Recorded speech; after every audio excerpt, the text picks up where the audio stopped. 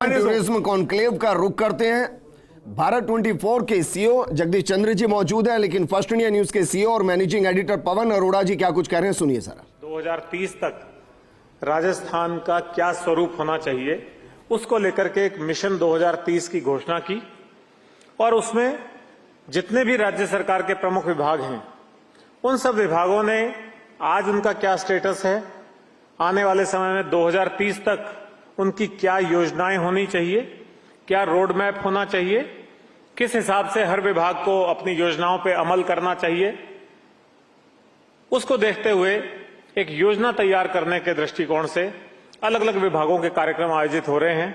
और उसी की एक कड़ी में आज यहां टूरिज्म डिपार्टमेंट से संबंधित बात हम यहां कर रहे हैं। टूरिज्म की बात कर रहे हैं और राजस्थान की बात कर रहे हैं।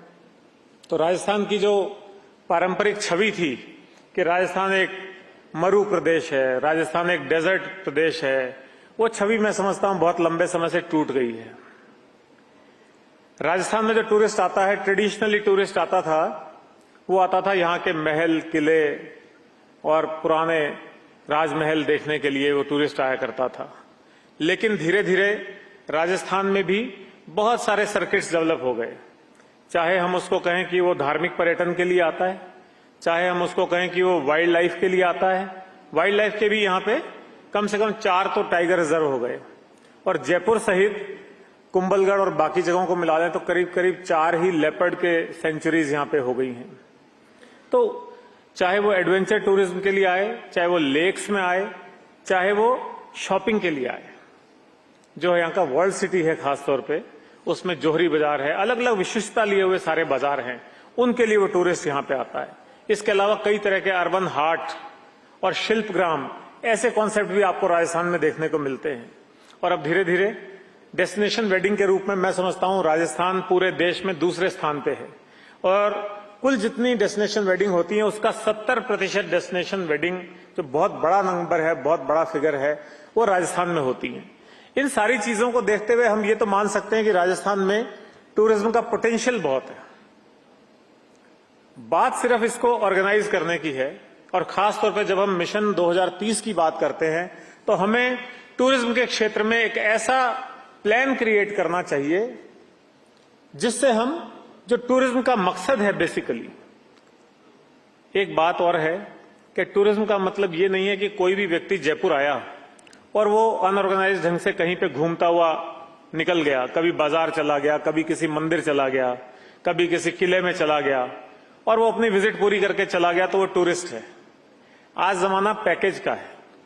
टूरिस्ट जब यहां आए उससे पहले अगर वो नेट पे राजस्थान के टूरिज्म डिपार्टमेंट की वेबसाइट को एक्सप्लोर करे तो उसको ये मिलना चाहिए कि तुम धार्मिक पर्यटन के लिए आना चाहते हो तो तुम्हारे जो खास खास मंदिर हैं, वो मंदिरों का कैसे सर्किट बन सकता है, कैसे आमेर की शिला माता देख सकते हो, गोविंद देव जी के मंदिर देख सकते हो, फिर कैसे बाबा रामदेव के जा सकते हो, कैसे फलोदी माता के जा सकते हो, कैसे जीर्ण माता के जा सकते हो।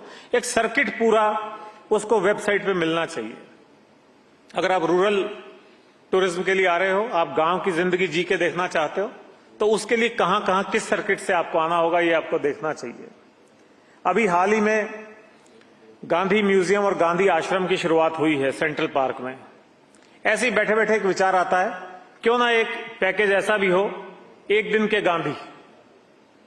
आप आइए वहां और एक दिन गांधी की तरह व्यतीत करिए, वही गांधी चरखा चलाइए, वही अपना बुनावट करिए, कपड़ा बुनिए वहां पे बैठ करके, गांधी की तरह सुबह 5 बजे उठिए, फिर अपना वॉक करिए, योगा करिए, एक्सरसाइज करिए, सात्विक खाना खाइए और चीजें करिए और एक दिन गांधी की तरह जी के देखिए। इतना बड़ा आश्रम बना हुआ है, उसके साथ आप अपने होटल्स को, उस तरह के सात्विक खाना परोसने वाले होटल्स को लिंकअप करिए। विपश्यना केंद्र यहां बना हुआ है। वेलनेस टूरिज्म आज की डिमांड है, लाइफस्टाइल टूरिज्म आज की डिमांड है। बहुत सारे लोग नाम लेते हैं बेंगलोर का, पूना का, उत्तराखंड का, जहां लोग 2-2, 4-4, 10-10 दिन के लिए वेलनेस के लिए जाते हैं। वहां उनको एक पैकेज डील दी जाती, सुबह कैसे उठना है, क्या खाना खाना है, कैसे करना है, मोबाइल फोन से दूर रहना है। जयपुर में भी विपश्यना केंद्र है और भी ऐसे संस्थान हैं। लेकिन मेरे ख्याल से आज अगर कोई लाइफस्टाइल टूरिज्म या आध्यात्मिक सर्किट का कोई टूरिज्म करना चाहे तो उसको वहां उपलब्ध नहीं है। तो मेरा जो फोकस है वो इस पे है कि आने वाले समय की जो योजनाएं बने उस योजना में पैकेजेस पे जाना चाहिए। एक मेडिकल टूरिज्म बड़ी मिसनॉमर है, लोग कहते हैं मेडिकल टूरिज्म। मेडिकल टूरिज्म कभी टूरिज्म नहीं हो सकता। बेचारा एक रोगी है, परेशान है, बीमार है, वो यहां अगर अपने इलाज के लिए आता है तो टूरिज्म नहीं हो सकता। उसको आप कहिए वेलनेस टूरिज्म, उसको आप कहिए लाइफस्टाइल टूरिज्म, वो कर सकता है। और ये आप सोच सकते हैं कि बड़े अस्पतालों के आसपास जो उनके अटेंडेंट्स आते हैं, उन अटेंडेंट्स को हम कैसे टूरिस्ट के रूप में महसूस कर सकते हैं और कैसे उनको सुविधा उपलब्ध करा सकते हैं। इसके अलावा बहुत सारे मेले हैं, बहुत सारे उत्सव हैं, बहुत सारे त्योहार हैं। उनको भी हम अगर पूरे साल का एक कैलेंडर बना लें और उनकी डेट्स फिक्स कर दें, तो जो नेशनल और इंटरनेशनल टूरिस्ट है वो अपना उसी हिसाब से प्लानिंग करेगा।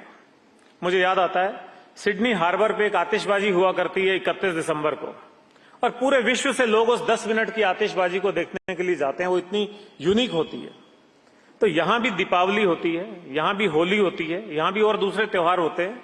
तो हम उसको क्यों नहीं एक टूरिज्म सेक्टर के रूप में विकसित कर सकते हैं? क्यों नहीं हम टूरिस्ट डिपार्टमेंट की जो है वेबसाइट पे उस चीज को डाल सकते हैं? इसी तरह से बहुत सारे इवेंट्स हैं, जैसे JLF है, जयपुर लिटरेचर फेस्टिवल है, जयपुर कला महोत्सव है, लोकरंग है, जयरंगम है, थिएटर फेस्टिवल। तो इनके भी अगर कैलेंडर और डेट्स फिक्स हों और टूरिज्म डिपार्टमेंट उसमें कोलैबोरेट करे, तो मैं समझता हूं कि अगर उनकी डेट्स फिक्स होंगी तो आने वाला उस रुचि रखने वाला टूरिस्ट आने वाले समय में अपनी प्लानिंग उसी हिसाब से करेगा, उसके पैकेजेस उसी हिसाब से होंगे। तो हम जो टूरिस्ट डिपार्टमेंट की, टूरिज्म डिपार्टमेंट की वेबसाइट है, उसको इतना रिच कर दें कि कोई भी आदमी उसको देखे तो उसको एक साथ 25 तरह के पैकेज दिखने चाहिए। साल के किस महीने में क्या क्या इवेंट्स उसको उपलब्ध हैं, किस तरह का टूरिज्म वो करना चाहता है, और उस टूरिज्म के लिए उसको वहां जाना चाहिए। और अपनी बात में संक्षेप में ही रखूंगा। आप शुरू में बोलते हैं तो आपको ज्यादा टाइम मिलता है, लेकिन अगर आप बीच में बोलते हैं तो आपको कम टाइम मिलता है। एक आखिरी बात ये कहना चाहता हूं कि टूरिज्म डिपार्टमेंट को अब आने वाले समय में इसके अलावा एक कैटलिस्ट का रोल प्ले करना चाहिए। अभी जैसे बात हो रही थी चंबल रिवर फ्रंट की, चंबल रिवर फ्रंट बन गया तो अब सोच रहे हैं कि वहां पे टूरिस्ट को लाएंगे और वहां पे टूरिस्ट जाएगा। ये नहीं सोचा गया कि चंबल में रिवर है तो वहां पे हम एक रिवर फ्रंट डेवलप करें जो टूरिस्ट के काम आएगा। अदर वे राउंड है। वो डिपार्टमेंट ऑफ UDH का इनिशिएटिव था, टूरिज्म डिपार्टमेंट का इनिशिएटिव नहीं था। तो टूरिज्म डिपार्टमेंट एक कैटलिस्ट बन सकता है, ऐसी संभावनाएं खोज सकता है कि आप यहां पे फ्लाईओवर बना दीजिए, यहां पे नदी पे पुल बना दीजिए, ये फ्लाइट शुरू करा दीजिए, ये एयरपोर्ट डेवलप करा दीजिए, ये रिवर फ्रंट बना दीजिए, ये वाइल्ड लाइफ सेंचुरी बना दीजिए, यहां पे मंदिर का आने जाने का रास्ता ठीक करा दीजिए। तो जब टूरिज्म डिपार्टमेंट इस सोच के साथ आगे बढ़ेगा कि मेरा टूरिस्ट कैसे किन किन स्पॉट्स पे, किन किन जगहों पे जा सकता है, और वो कैटलिस्ट की तरह बाकी डिपार्टमेंट्स को रिक्वेस्ट करेगा कि आप हमारे लिए ये डेवलप करिए, ना कि जहां जो चीज डेवलप हो जाती है वहां अपना टूरिस्ट भेजना शुरू करें, तो ये अदर वे राउंड हो सकता है। तो एक बड़ी भूमिका हो सकती है और टूरिज्म वास्तव में एक इंडस्ट्री का रूप ले सकता है कि टूरिस्ट खुद तय करे कि मुझे कहां जाना है और कैसे विकसित होना है। जहां तक टूरिज्म को उद्योग का दर्जा देने की बात थी, ये अभी थोड़ा अधूरा है, इस पे भी हमें काम करने की जरूरत है। और मैं समझता हूं टूरिज्म डिपार्टमेंट ने इस बारे में भी किया होगा। मैं मंत्री जी के ध्यान में भी लाना चाहता हूं। अभी तक जो उद्योग दर्जे का फायदा ले रहे हैं वो केवल 20% जो बड़े लग्जरी होटल्स हैं वो ही उद्योग का दर्जा लेकर के उसके फायदे ले रहे हैं।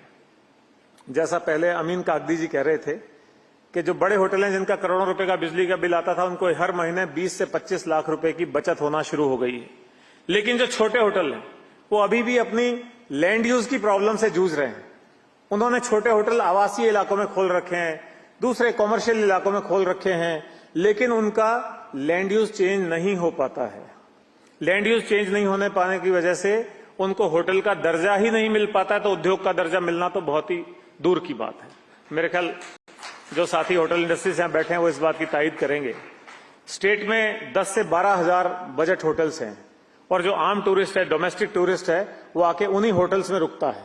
लेकिन उन होटलों को लाभ नहीं मिल पा रहा है, तो उनके लिए भी ठीक है, UDH के अपने नॉर्म्स हैं, नियम हैं, LSG के अपने नॉर्म्स हैं, नियम हैं, किस क्षेत्र में होटल को परमिशन मिल सकती है, कहां गेस्ट हाउस को परमिशन मिल सकती है, कहां PG को परमिशन मिल सकती है। लेकिन उनको थोड़ा सा फ्लेक्सिबल करते हुए उन होटल्स को भी अगर रिकॉग्नाइज कर लिया जाए, उनका लैंड यूज चेंज करने की, जैसे प्रशासन शहरों के संग अभियान में आपने देखा होगा बहुत सारी रियायतें दी गई हैं, ऐसी रियायतें अगर टूरिज्म डिपार्टमेंट परसू करे और अप्रोच करे यूडीएच को, तो मैं समझता हूं गैप ब्रिज हो सकता है। ऐसा नहीं है कि ये कोई इतना कठिन काम है जो ब्रिज नहीं हो सकता है, ये गैप ब्रिज हो सकता है और सारे होटल इंडस्ट्री को इसका फायदा भी मिल सकता है। तो इन्हीं बातों के साथ मैं समझता हूं कि आने वाले समय में हम देखेंगे कि 2030 तक की जो कार्य योजना बनेगी उसमें टूरिज्म डिपार्टमेंट अपनी वेबसाइट को इतना स्ट्रांग करेगा कि हर महीने क्या क्या इवेंट्स हैं, क्या क्या उत्सव है, क्या क्या कार्यक्रम हो सकते हैं, किन में वो भाग लेने के लिए यहाँ आ सकता है, अपना टूर प्लान बना सकता है। एक तो वो होगा और दूसरा टूरिज्म डिपार्टमेंट एक कैटलिस्ट की तरह काम करेगा और टूरिज्म के नए नए सेक्टर्स, नए नए सर्किट्स को डेवलप कराएगा। Thank you so much.